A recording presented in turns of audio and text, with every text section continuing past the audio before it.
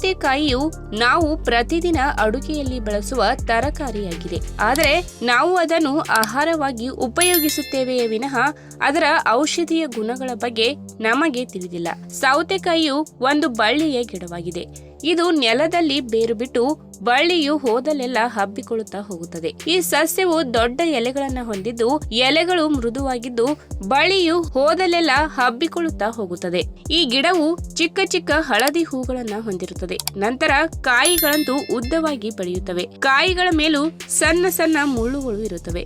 ಸೌತೆಕಾಯಿಯಲ್ಲಿ ನಾನಾ ಬಗೆಗಳಿವೆ. ಅವು ಎರೆ ಸೌತೆ, ನೀರು ಸೌತೆ, ಮುಳ್ಳು ಸೌತೆ, ನಾಲಿಗೆ ಸೌತೆ ಮುಂತಾದವುಗಳು. ಸೌತೆಕಾಯಿಯಲ್ಲಿ 96% ಭಾಗ ನೀರಿರುತ್ತದೆ. ಇನ್ನುಳಿದ 4% ಭಾಗ ಪೋಷಕಾಂಶಗಳು ಇರುತ್ತವೆ. ಸೌತೆಕಾಯಿಯು ಕಡಿಮೆ ಕ್ಯಾಲೋರಿಯನ್ನ ಹೊಂದಿದೆ ಹಾಗೂ ಕಾರ್ಬೋಹೈಡ್ರೇಟ್, ಪ್ರೋಟೀನ್, ನಾರಿನಂಶ, vitamin C, vitamin K, potassium, manganese ಪೋಷಕಾಂಶಗಳನ್ನ ಹೊಂದಿದೆ.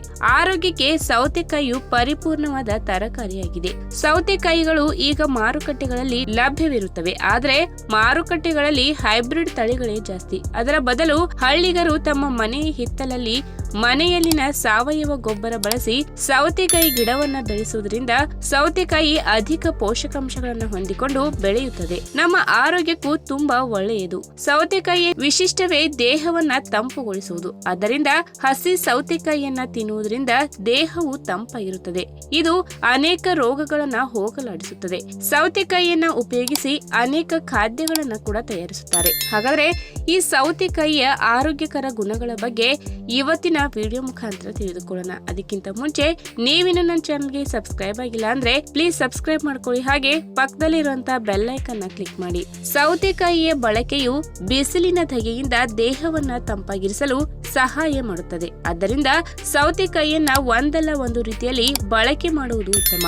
ಜ್ಯೂಸ್, ಸಲಾಡ್, ಇನ್ಯಾವುದೇ ರೀತಿಯಲ್ಲಿ ಖಾದ್ಯವನ್ನ ತಯಾರಿಸಿಕೊಂಡು ತಿನ್ನಬಹುದು. ಆದರೆ ಇದರ ಅತಿಯಾದ ಸೇವನೆಯಿಂದ ದೇಹವು ಅತಿ ತಂಪಾಗಿ ಶೀತವಾಗುವ ಸಂಭವವಿರುತ್ತದೆ. ಆದ್ದರಿಂದ ದೇಹದ ಉಷ್ಣತೆಗೆ ತಕ್ಕಂತೆ ಬಳಸುವುದು ಉತ್ತಮ. ಇನ್ನು ಅಂಗಾಲಿನಲ್ಲಿ ಉರಿ ಉಂಟಾದಾಗ ಸೌತೆಕಾಯಿಯ ಪೇಸ್ಟ್ ಮಾಡಿಕೊಂಡು ಅಂಗಾಲಿಗೆ ಹಚ್ಚಿಕೊಳ್ಳಬಹುದು. ಅಥವಾ ಸೌತೆಕಾಯಿಯ ತಿರುಳನ್ನ ತೆಗೆದುಕೊಂಡು ಅಂಗಾಲಿಗೆ ನಿಧಾನವಾಗಿ ಸ್ವಲ್ಪ ಹೊತ್ತು ಮಸಾಜ್ ಮಾಡಿಕೊಳ್ಳುವುದರಿಂದ ಅಂಗಾಲಿನ ಉರಿ ಕಡಿಮೆಯಾಗುತ್ತದೆ ಹಾಗೂ ಅಂಗಾಲು ತಂಪಾಗುತ್ತದೆ. ಇನ್ನು ಸೌತೆಕಾಯಿಯಲ್ಲಿ ವಿಟಮಿನ್ ಕೆ ಇರುವುದರಿಂದ ದೇಹದಲ್ಲಿ ಎಲ್ಲೇ ಗಾಯವಾದರೂ ರಕ್ತ ಸೋರುವಿಕೆಯನ್ನ ತಡೆದು ರಕ್ತ ಹೆಪ್ಪುಗಟ್ಟಲು ಸಹಕಾರಿಯಾಗಿದೆ. ಆದ್ದರಿಂದ ಸೌತೆಕಾಯಿಯ ಬಳಕೆ ಆರೋಗ್ಯಕ್ಕೆ ಉತ್ತಮ. ಇನ್ನು ಅಜೀರ್ಣದ ಸಮಸ್ಯೆ ಇದ್ದವರು ಸೌತೆಕಾಯಿಯ ಸಿಪ್ಪೆಯನ್ನ ತೆಗೆದು ಅದರ ತಿರುಳನ್ನ ಪೇಸ್ಟ್ ಮಾಡಿಕೊಂಡು 2 ಚಮಚ ಸೌತೆಕಾಯಿ ತಿರುಳಿನ ಪೇಸ್ಟ್ಗೆ 1 ಚಿಟಿಕೆ ಕಾಳು ಮೆಣಸಿನ ಪುಡಿ, ಸ್ವಲ್ಪ ಕಲ್ಲುಪ್ಪನ್ನ ಹಾಕಿ ಚೆನ್ನಾಗಿ ಮಿಕ್ಸ್ ಮಾಡಬೇಕು. ಇದನ್ನು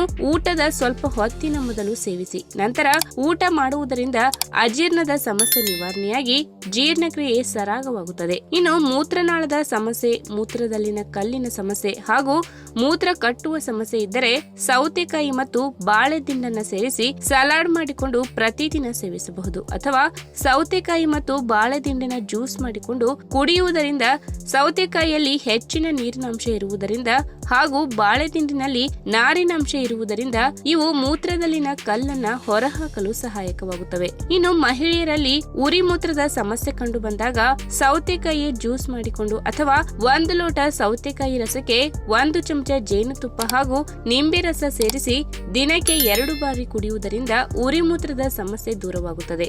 ಅಷ್ಟೇ ಅಲ್ಲದೆ ತಾಜಾ ಸೌತೆಕಾಯಿಯನ್ನ ನಾವು ಸಿಪ್ಪೆ ಸಮೇತವಾಗಿ ಬಳಸುವುದರಿಂದ ಸಿಪ್ಪೆಯಲ್ಲಿರುವ ಪೊಟ್ಯಾಷಿಯಂ ಅಧಿಕ ರಕ್ತದೊತ್ತಡವನ್ನ ನಿಯಂತ್ರಿಸಲು ಸಹಕಾರಿಯಾಗಿದೆ. ಇನ್ನು ಸೌತೆಕಾಯಿಯಲ್ಲಿ ಹೆಚ್ಚಿನ ನೀರಿನಾಂಶವಿದ್ದು ಇದು ಕಡಿಮೆ ಕ್ಯಾಲೋರಿಗಳನ್ನ ಹೊಂದಿರುವ ತರಕಾರಿಯಾಗಿದೆ. ಆದ್ದರಿಂದ ಸೌತೆಕಾಯಿಯ ಬಳಕೆ ಹೆಚ್ಚಿಸುವುದರಿಂದ ದೇಹದಲ್ಲಿನ ಕೊಲೆಸ್ಟ್ರಾಲ್ ಪ್ರಮಾಣವನ್ನ ಕಡಿಮೆ ಮಾಡುತ್ತದೆ. ಇದರಿಂದ ದೇಹದ ತೂಕ ಕಡಿಮೆ ಮಾಡಿಕೊಳ್ಳಬಹುದು. ಅಷ್ಟೇ ಅಲ್ಲದೆ ಮಧುಮೇಹ ರೋಗಿಗಳಿಗೆ ಸೌತೆಕಾಯಿಯು ಉತ್ತಮವಾದ ತರಕಾರಿಯಾಗಿದೆ. ಏಕೆಂದರೆ ಸೌತೆಕಾಯಿಯು ದೇಹದಲ್ಲಿ ಇನ್ಸುಲಿನ್ ಉತ್ಪಾದಿಸಲು ಮೆದೋಜೀರಕ ಗ್ರಂಥಿಗಳಿಗೆ ಸಹಾಯ ಮಾಡುತ್ತದೆ. ಇದರಿಂದ ಮಧುಮೇಹ ನಿಯಂತ್ರಣದಲ್ಲಿ ಇರುತ್ತದೆ. ಅಷ್ಟೇ ಅಲ್ಲದೆ ಚಳಿಗಾಲದಲ್ಲಿ ವಿಪರೀತವಾದ ಚಳಿಗೆ ಮೈಕೈ ಒಡೆಯುತ್ತದೆ ಮತ್ತು ಮುಖದ ಚರ್ಮವು ಒಣಗಿದಂತಾಗುತ್ತದೆ. ಇದನ್ನ ಹೋಗಲಾಡಿಸಲು ಸೌತೆಕಾಯಿಯ ರಸವನ್ನ ಒಣಗಿದ ಚರ್ಮದ ಭಾಗಕ್ಕೆ ಲೇಪಿಸುವುದರಿಂದ ಚರ್ಮವು ತಂಪಾಗಿ ಒಣಗುವುದು ಕಡಿಮೆಯಾಗುತ್ತದೆ. ಈ ವಿಡಿಯೋ ನಿಮ್ಗೆ ಇಷ್ಟವಾದಲ್ಲಿ ತಪ್ಪದೆ ಲೈಕ್ ಮಾಡಿ, ಶೇರ್ ಮಾಡಿ, ಹಾಗೆ ನಿಮ್ಮ ಅನಿಸಿಕೆನ ಕಮೆಂಟ್ ಮೂಲಕ ತಿಳಿಸಿ.